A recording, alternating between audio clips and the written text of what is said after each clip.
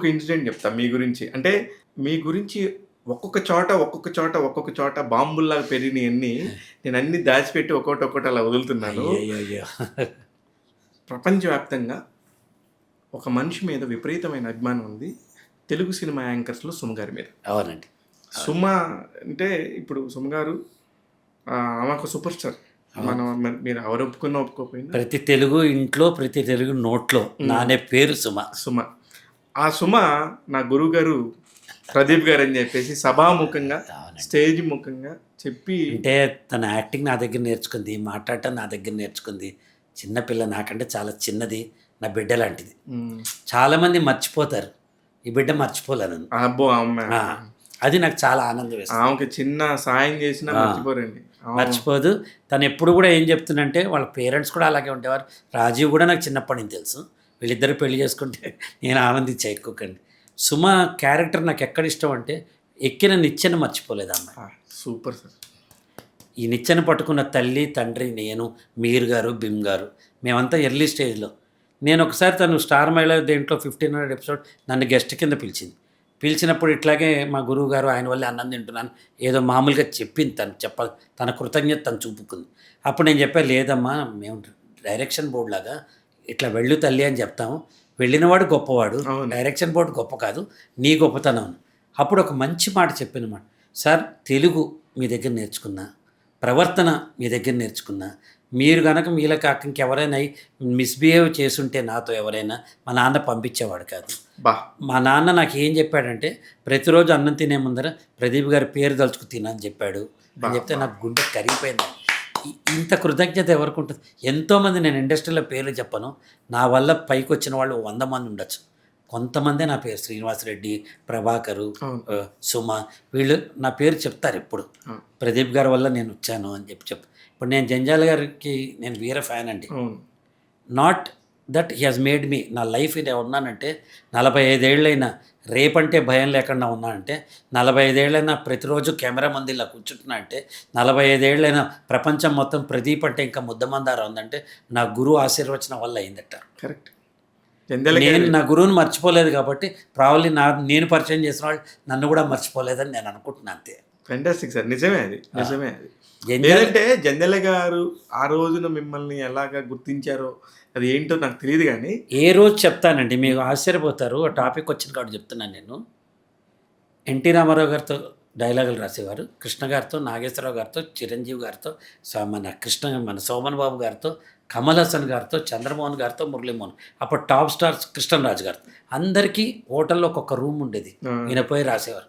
ఆయన first cinema తలుచుకుంటే వీళ్ళలో ఎవరైనా ఓకే అనేవారు. కరెక్ట్.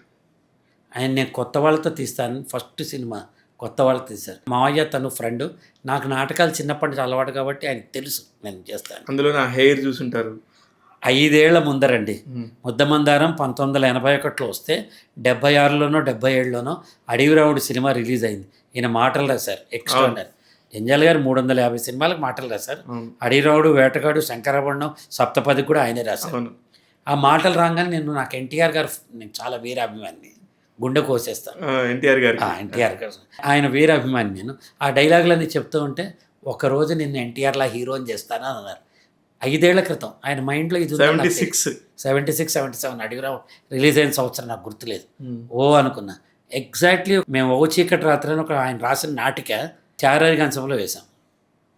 మా ఫాదర్ అన్నాడు, జంజాల ఊళ్ళో ఉన్నారు, మా ఫ్యామిలీ ఫ్రెండ్ కదా, పిలువు అన్నాడు. నేను వెళ్ళి పిలిస్తే చీఫ్ గెస్ట్ కింద ఆయనే పిలిచాను. మాట్లాడేసి చీఫ్ గెస్ట్ వెళ్ళిపోవాలి కదా నాటకం అయ్యాక, వెళ్ళకుండా మాతోనే కబుర్లు చెప్తాను. ఎంతసేపటికి వెళ్ళలేదు ఏంటంటే నేను టెన్షన్ భుజం మీద చెయ్యేసి, నువ్వు అమ్మ నాన్న ఉంటారా రేపు ఇంట్లో, నేను వచ్చి మాట్లాడతాను అన్నారు. ఉంటారండి అన్న. నెక్స్ట్ డే మా ఇంటికి వచ్చేసారు, ఓల్డ్ సిటీ. అంత ముందర హైదరాబాద్ వస్తే మా ఇంటికి వచ్చి ఫోన్ చేసి వెళ్తారు. వచ్చేసారు. వచ్చి ఇట్లా సినిమా హీరోని చేస్తున్నా అంటే నేను ఆశ్చర్యపోయి, ఏంటి నాకు I'm I capable, do I deserve this position అనుకున్నా. అలా అనుకున్నాను. సరే ఆయన వెళ్ళారు. సడన్లీ నేను విజయవాడ వెళ్ళాను మా అమ్మమ్మ గారి ఇంటికి. వెళ్తే ఫోను, మా మావయ్యకి ఫోన్ చేసి, రాత్రికి ట్రైన్ ఎక్కి ప్రదీప్ని తీసుకుని చెన్నై వచ్చే, ప్రొడ్యూసర్ దుబాయ్ నుంచి వచ్చారు, ఆయన నాన్నగారు అని ఉండేవారు, మన రాజన్ ప్రసాద్ గారు, కోనేరు రాజన్ ప్రసాద్ గారు. ఆయన వచ్చారు, ఆయన చూపించారు, వచ్చేసాను. ఒక మామూలు ప్రదీప్ ఒక సైకిల్ మీద వెళ్తున్న ప్రదీపు, హవాయి చెప్పులు వేసుకున్న ప్రదీపు, చదువు తప్ప ఏం తెలియని ప్రదీపు, అమ్మ నాన్న చాటును పెరిగిన ప్రదీపు అలా ట్రైన్కి వెళ్ళేటప్పటికి నెక్స్ట్ డే పొద్దున్న 5 స్టార్ హోటల్లో కట్ చేయటం, హెయిర్ కట్ చేయటం, కారు మనం అసలు నేనేనా అనిపించే విధంగా మలిచారు జంజాల్ గారు. నిజంగా ఈ జీవితం మొత్తం నేను బతుకున్నంత కాలం ప్రతి బిందువు జంజాల్ గారికి అంకితం. సూపర్ సార్, నిజంగానే. అంటే ఆ గుర్తుపెట్టుకోవడం కూడా ఉండాలి కదా. అంటే మరి తండ్రి తర్వాత గురుపాదాన్ని ఎవరు పట్టుకుంటారో ఆ గురుపాదాన్ని పట్టుకున్న వాళ్ళు జీవితంలో పైకి వస్తారండి. మీరు గమనించండి, ఎవరినైనా సరే గురుపాదాన్ని పట్టుకున్న వాళ్ళు టాప్ పైకి వెళ్ళిపోతారు. ఫెంటాస్టిక్. తర్వాత ఇప్పుడు పరుగు ఆపటం ఒక కళ అనేది నేను ఎక్కడెక్కడో చదివాను. చాలా మంచి మాట. కరెక్ట్. పరుగు ఆపటం ఒక కళ అనే దానికి నాకెందుకో మిమ్మల్ని కూడా నేను ఆ బ్యాలెన్సింగ్ మోడ్లో చూసుకున్నాను. అంటే ఎక్కడో ఇప్పుడు ఇండస్ట్రీలో అసలు వాళ్ళు ఏమవుతారో కూడా తెలియని టైం నుంచి ఏదో అవుదామని చెప్పి వచ్చి ఇక్కడ ఏదో చేస్తూ ఉంటారు. అలాంటిది మీకు ముందే హీరో అవకాశం వచ్చి అవునండి ఇంత జరిగి 3 హిట్లు చూసేసినాక పక్కకి వెళ్ళిపోయి ఇది కాదు మన పాత్ అనుకునే ఒక మైండ్ సెట్ ఎక్కడో జరిగి ఉండాలి. అది ఏమై ఉంటుంది అనేది నాకు వచ్చిన. అంటే నేను ఇప్పటిదాకా చాలామందికి ఎక్కువ రివీల్ చేయాలి. మీ ప్రభు గారే అడిగారు నన్ను ఒకసారి, కొంతే చెప్పాను. నేను చెప్తానండి, నేను ఇమ్మడలేకపోయాను. ఎందుకు ఇమ్మడలేకపోయానో కూడా నేను చెప్తాను. నాకు అప్పటిదాకా స్టేజ్ ఎక్కి మాట్లాడటం, వరకట్నం అగేన్స్ట్, ఆడపిల్లల్ని గౌరవించటం, ఇలాంటివన్నీ అంటే సినిమా ఇండస్ట్రీ చెడు అని నేను చెప్పట్లా. నేను C+ ఫోను, C+ ఛార్జరే పడుతుంది. నేను ఐఫోన్ అయితే C+ పట్టదు, నేను C+ ఛార్జర్ అయితే ఐఫోన్ పట్టదు. కంపాటబిలిటీ అంటారు దాన్ని. నాకు అక్కడ కొంచెం ఆడ్ మ్యాన్ అవుట్లా అనిపించేవాడిని ఎప్పుడు కూడా. 4 స్తంభాలాట షూటింగ్ అయినంత కాలం కూడా నేను నవతా కృష్ణరాజు గారితో, శృతి వీరభద్రరావు గారితో, కాకినాడ శ్యామల గారితో, డబ్బింగ్ జానకి గారితో మాట్లాడేవాడిని. అందరు నవ్వేవారు వచ్చి, ఏంటి నీ ఏజ్ అంతా 20 ఏళ్ళు లేవు, వాళ్ళందరూ 40-50 ఏళ్ళ వాళ్ళు, వాళ్ళతో ఎప్పుడు నువ్వు తిరుగుతావండి. ఎందుకు మాట్లాడేవాడిని? నవతా కృష్ణరాజు గారు సాహిత్యం గురించి మాట్లాడేవారు, శృతి వీరభద్రరావు గారు నాటకాలు వీటి గురించి మాట్లాడేవారు, డబ్బింగ్ జానకి గారు వాళ్ళు మంచి మాటలు చెప్పేవాళ్ళు. వాళ్ళు ఇద్దరు పెద్దవాళ్ళు, నేను చిన్నపిల్లాడిని కదా అప్పుడు, నాకంటే పెద్దవాళ్ళు వాళ్ళందరూ. ఇట్లా కొంచెం ఇమ్మడలేకపోయాను. రెండోది, what in case I fail. అన్నిటికంటే ముఖ్యమైన కారణం 4 స్తంభాలాట 100 డేస్ అప్పుడు ఒక అతను నా దగ్గరికి వచ్చి, తేనెమల్సుల సినిమా కృష్ణ రామ్మోహన్ గారు ఇద్దరు యాక్ట్ చేశారు, సూపర్ హిట్ అయింది, మీరిద్దరు అలా మళ్ళీ మీరు వచ్చారు అన్నాడు. నా గుండె పగిలిపోయింది. కృష్ణ గారు ఉన్నారు, రామ్మోహన్ గారు ఏమైపోయారు. రేపొద్దున నరేష్ ఇవాళ కూడా ఉన్నాడు, వాడు నా ఫ్రెండ్, క్లోజెస్ట్ ఫ్రెండ్, నాకు ఇష్టం, నా తమ్ముడు లాంటి వాడు నరేష్ పెద్ద పైకి ఎదిగితే నేను ఇటు అయిపోతే, మధ్యతరగతి కుటుంబం నుంచి వచ్చిన నేను లోవర్ మిడిల్ క్లాస్ ఫ్యామిలీ నుంచి వచ్చిన ఏమవుతాను. సో నా ప్లాన్ బి ఉండాలి. ఓ 3 ఏళ్ళు సబాటికల్ తీసుకుని చదువుకుని మళ్ళీ సినిమా ఇండస్ట్రీకి వద్దాం అనుకున్నాను. 3 ఏళ్ళు వచ్చేటప్పటికి మీరు అన్నట్టు ఇందాక వీళ్ళందరూ నాకంటే ఎదిగిపోయారు. నేను పరుగు ఆపేలా వెనకబడిపోయి ఉన్నా. ఆ క్షణానికి మీ మాటల్లోనే చెప్తున్నా, పరుగు ఆపేసిన వాడిని, వెనకబడి ఉన్నా. 400 మీటర్స్ రీల్లో వాళ్ళందరూ ముందుకెళ్ళిపోయారు, నేను వెనకున్నాను. ఇప్పుడు నేనేం చేయాలి? నా విజ్ఞత, నా విద్య నన్ను బోధించాయి.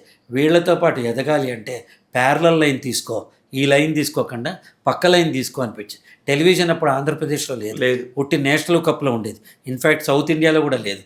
మా అన్నయ్య అడ్వర్టైజింగ్లో పెద్ద, ఇవాళకి కూడా పెద్ద, బాంబేలో ఉంటారు, శ్రీధర్ అన్నయ్య.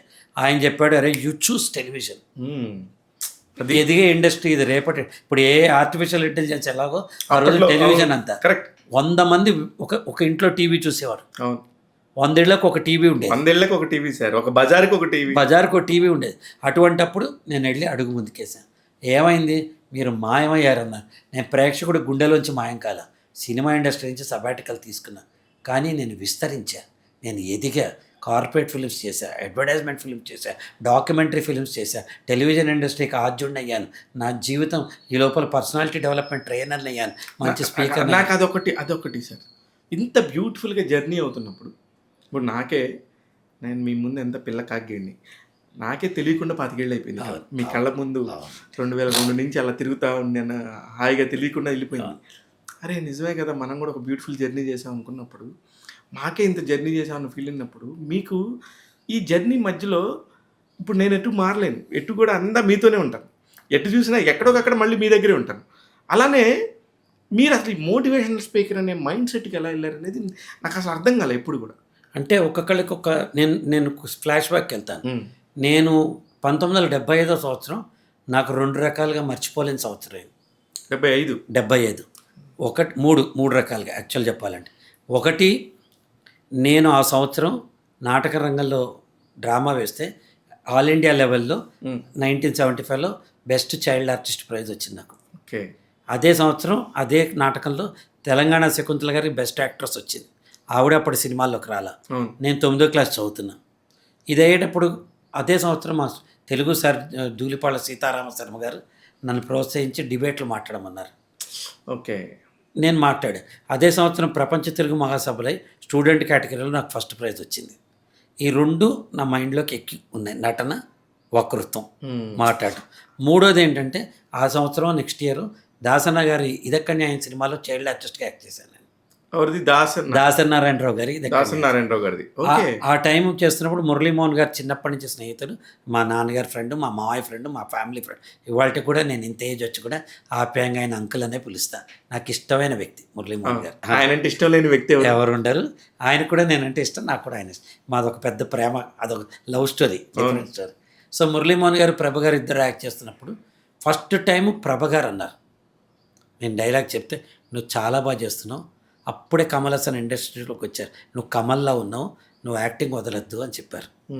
అదే సంవత్సరం 77. ముద్దమందారం కానీ 4 స్తంభాలు కానీ మిమ్మల్ని గెటప్ చూస్తే నిజంగా కమల్ హాసన్ లాగానే ఉంటేవారు, ఆ జుట్టు కానీ. అందరూ అప్పుడు ఆంధ్ర కమల్ హాసన్. సో ప్యారలల్గా నాకు ఈ నేను ఇందా చెప్పాక సీరియల్ ఇండస్ట్రీ మొదలెట్టు 86 వచ్చేటప్పటికి. సిఏ చదువుకున్న 3 ఏళ్ళు పెద్ద కాన్ఫ్లిక్ట్ నాకు. ఓకే. ఒక పెద్ద హీరో సాధారణ బస్సులో వచ్చి సీఏ చదువుకోవడానికి ఆడిట్కి వెళ్తే, ఆడిట్కి వెళ్ళిన కంపెనీల చుట్టూ జనం వచ్చేసేవారు.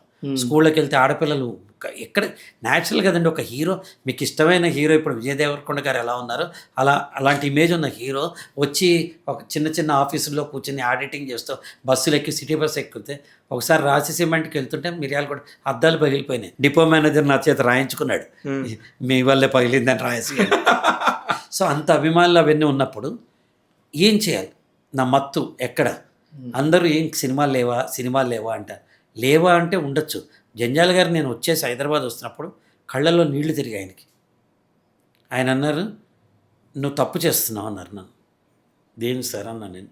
అంటే అప్పటికే బాలచందర్, భారతీరాజా వీళ్ళందరూ నేను పిలిచి అడిగారు. కుర్రాడు నన్ను పిలిచి ఇంటర్వ్యూలు చేశారు. బాలచందర్ గారు, భారతీరాజా, తమిళ సినిమా. నేను సన్నగా ఉండేవాడిని కాబట్టి సరిత గారు పక్కన పడినాను. కోకిలమ్మలో మిస్ అయింది. భారతీరాజా గారిది సీతాకోచిలక కూడా నేనే చేయాల్సింది అసలు.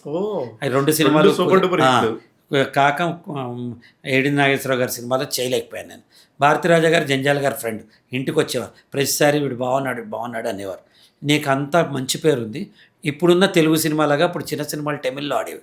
అవును, 1980s ప్రాంతాల్లో చిన్న సినిమాలు ఎక్కువ ఆడేవి. సుహాసిని గారు యాక్ట్ చేసిన సినిమాలు ఇవన్నీ కూడా, విజయశాంతి గారు కొత్తగా వచ్చిన సినిమాలు ఇవన్నీ ఆడేవి. నువ్వు ఇక్కడ ఉండి ఒక రూమ్ తీసుకుని ఇక్కడ ఉండి నువ్వు పర్సూ చేస్తే బాగుండేది, లేదా మా ఇంట్లో ఉండు పర్సూ చేయన్నారు. నాకు ఎందుకో ధైర్యం చాలేదు. నా తెలివితేటలు సినిమా ఇండస్ట్రీకి పనికిరావు. మీకు ఇప్పటికీ ఆ సినిమానే మిగిలిపోయింది.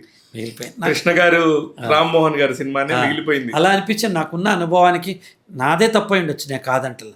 కాబట్టి నేను ఏదైనా ఎప్పుడైనా రిగ్రెట్ ఫీల్ అయ్యి నిజం చెప్పండి సార్. మా పిల్లల మీద ఒకటి నేను ఎప్పుడు రిగ్రెట్. సూపర్. అసలు నేను వదిలేసేయండి, ఇంకా ప్రశ్నే లేదు. రిగ్రెట్ ఎందుకు కాలేదు అని కూడా నేను చెప్తాను. సమాంతర రేఖలో నేను ఎదిగాను. నేను ఇండస్ట్రీలో ఉంటే వ్యక్తిగతంగా ఇంత ఎదిగేవాడినో కాదో నాకు తెలియదు.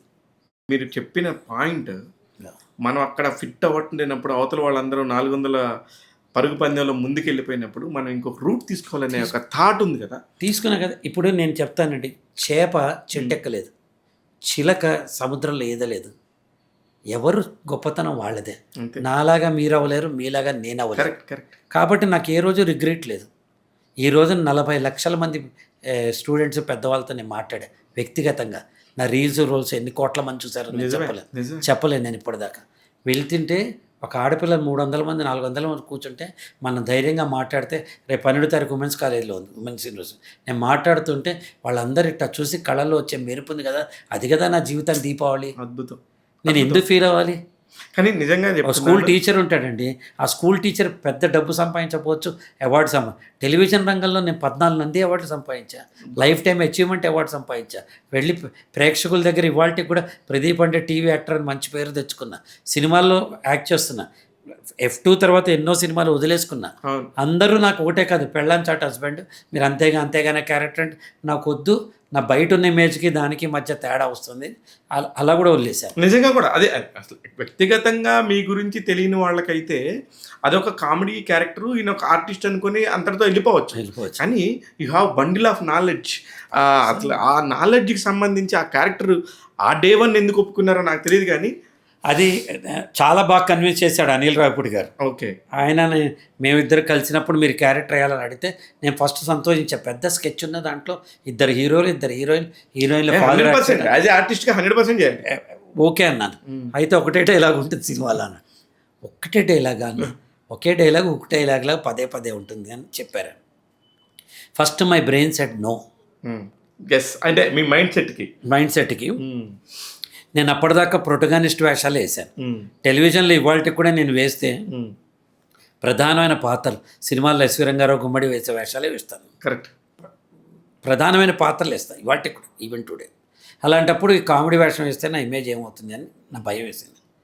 తను ఎక్స్ట్రాడినరీ ఒక లైన్ చెప్పాడు, అనిల్ రావిపూడి హ్యాట్స్ ఆఫ్. నేను అందుకే నా యువ గురువు అంట. అవును, చాలా మందికి sir inspirationals, so many people. Yes, so many. తను ఎంత బాగా చెప్పాడంటే, పెళ్ళైన ఫస్ట్ 15 ఏళ్ళు భర్త ఏం చెప్తే భార్య అంతేగా అంటుంది. కానీ మీరు గమనించండి, 15 ఏళ్ళ తర్వాత భార్య అని చెప్తే భర్త అంతేగా. నేను కమీడియన్నే పెట్టుకోవాలనుకుంటే ఎవరినైనా పెట్టుకోవచ్చు, కానీ మీలాగా విద్వత్ ఉన్నవాడిని పెట్టుకుంటే సామాన్యుడు మీతో ఐడెంటిఫై చేసుకుంటాడు, కాబట్టి మీరు కావాలి నాకు అన్నాడు. నేను కన్విన్స్ అయ్యి ఓకే అన్న. అది నా జీవితంలో మలుపు తిప్పేసి. మలుపేంటి సార్ మీ 3 సినిమాల హిస్టరీ, ఆ జంధ్యాల గారి అంత పెద్ద చరిత్ర, అవన్నీ ఇప్పుడు అవసరం లేదు. ఈ జంజీ బ్యాచ్ మొత్తానికి మీరే అంతేగా. పిల్లలండి, అవును, పసిపిల్లలు అంతేగా అంకులని పిలుస్తూ ఉంటారు. ఇంతకంటే ఆనందం ఏం కావాలి చెప్పండి. పసిపిల్లండి సార్. మా ఇంట్లో మా ఆవిడకి నాకు గొడవ అయిందంటే కనుక అంతేగా అని చెప్పి మా పిల్లలు అంటున్నారంటే, అంటే మనకి మన దగ్గర డైలాగ్ డెలివరీలో డెప్త్లో ఇంత ఉందని చెప్పి చెప్పనవసరం లేదు. ఇంతున్నా అవతల వాడు చెప్పేవాడి దగ్గర entire credit goes to Anil sir. అనిల్ రావిపూడిదే క్రెడిట్.